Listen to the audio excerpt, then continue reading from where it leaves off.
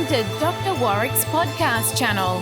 Warrick is a practicing cardiologist and author with a passion for improving care by helping patients understand their heart health through education. Warrick believes educated patients get the best health care. Discover and understand the latest approaches and technology in heart care and how this might apply to you or someone you love.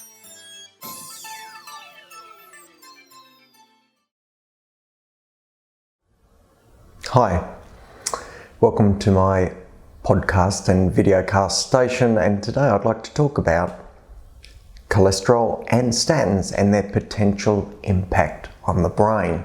Now, I get asked fairly regularly, how low can you send your cholesterol without it altering brain function? And I also get asked fairly regularly, do statins cause problems with mental function or cognition?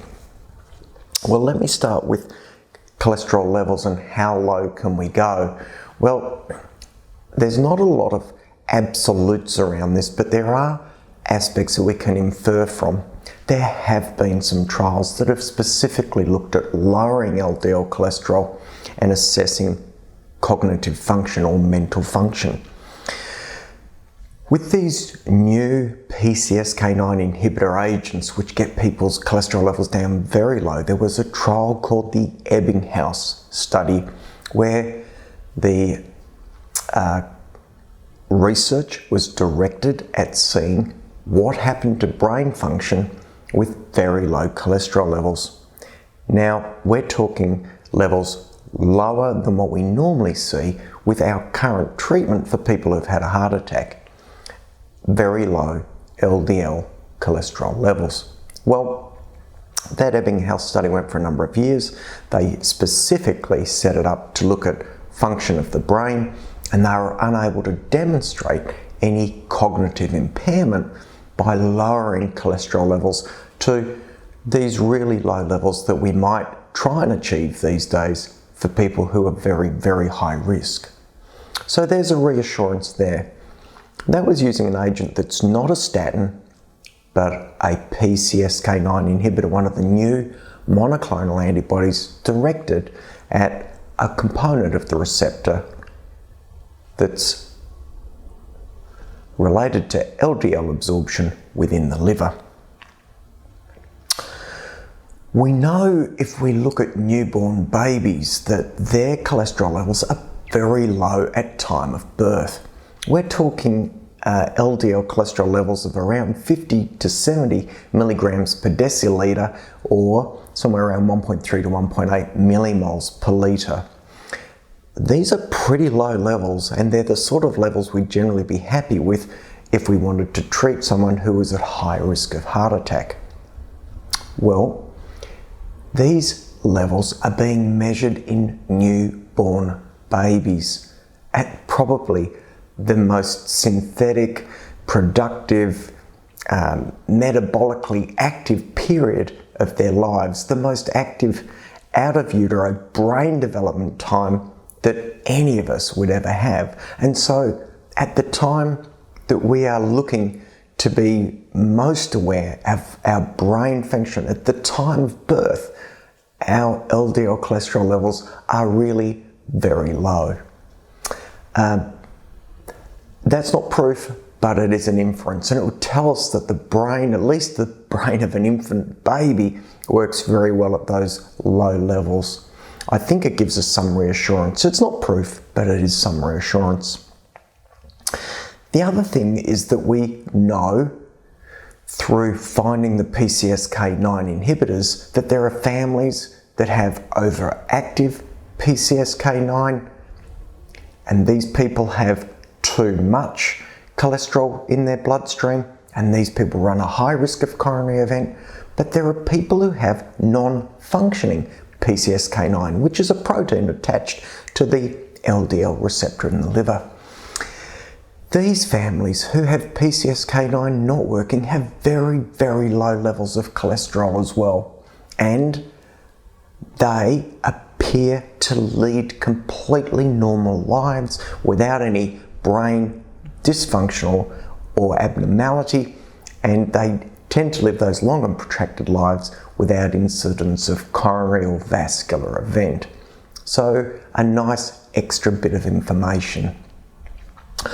Those three bits of data, those 3 bits of information about the Ebbinghaus trial, the cholesterol levels of a newborn, and the families with very low cholesterol, I think all provide some reassurance. Again, they're not absolute, but they are a really good starting point and allow us to be fairly reassured when we're looking to get people's cholesterol levels right down.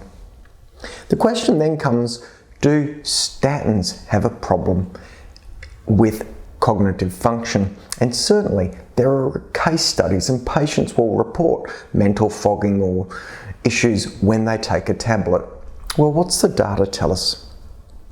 There was a trial called the Protective Study of Pravastatin in elderly at risk for vascular dementia, and they took some of the letters out of that and called it the PROSPER study. This was using pravastatin, one of the older cholesterol agents, at about 40 milligrams, nearly 6,000 patients, and they did 9 monthly cognitive testing over about a 3.5-year period. As expected, because it was an elderly group, the cognitive function across the board went down. There was a decline. However, there was no difference between the treatment and non-treatment groups.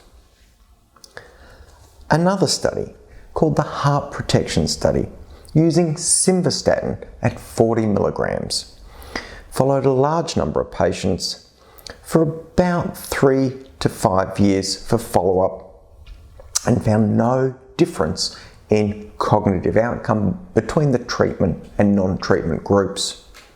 This provides some reassurance. There was another trial, not specifically set up for testing brain function, but they did look in on it. That trial was the justification for use of statins in primary prevention, an intervention trial evaluating rosuvastatin. Now, they took the letters out of that and called it the Jupiter trial. You may have heard of it. They looked at nearly 20,000 odd people, men more than women. They found no change in cognitive decline.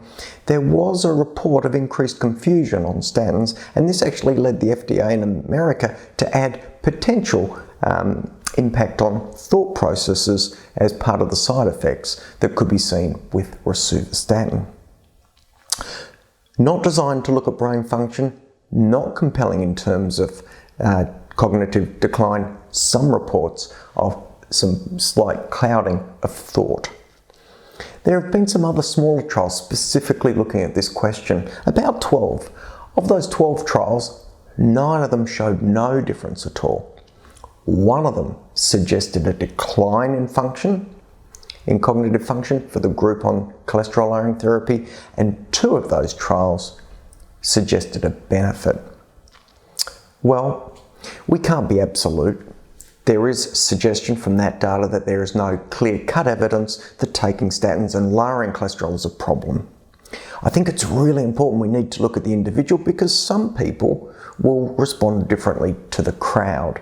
And some people, for example, might report that their thinking is a bit clouded if they drink coffee. Some people might report their thinking is a bit clouded if they have too much sugary food.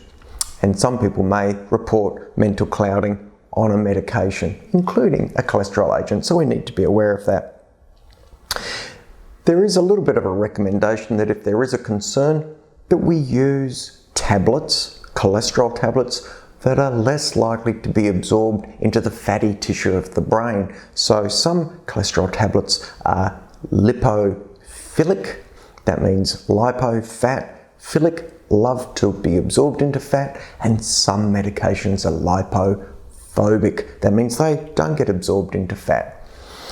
So, for example, atorvastatin, more likely to be absorbed into fat, potentially more likely to have an impact on the brain. Rosuvastatin tends to stay within water solution.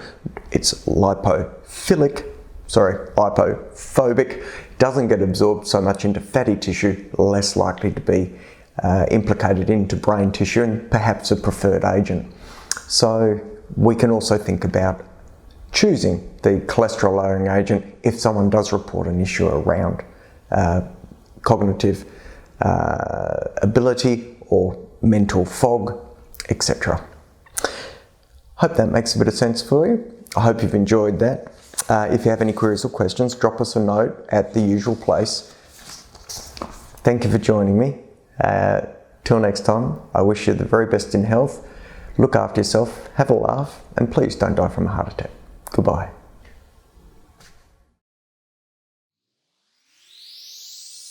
You have been listening to another podcast from Dr. Warrick.